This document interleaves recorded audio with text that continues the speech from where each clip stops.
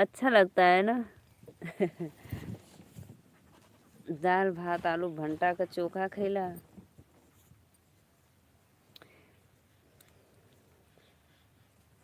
श्रीकांत भैया, मैं अपने घर अगर कुछ पड़ेगा ना तो मैं बुलाऊंगी आपको, तो आप आना जरूर एक बार ना।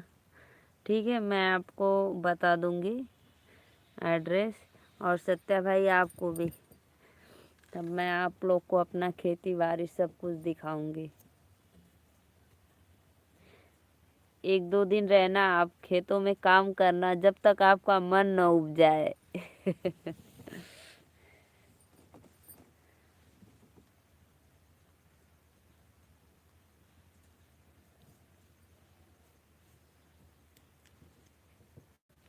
और मैं आप लोग को नया नया डिश बनाकर खिलाऊंगी, ढोकरे, इडली सांभर।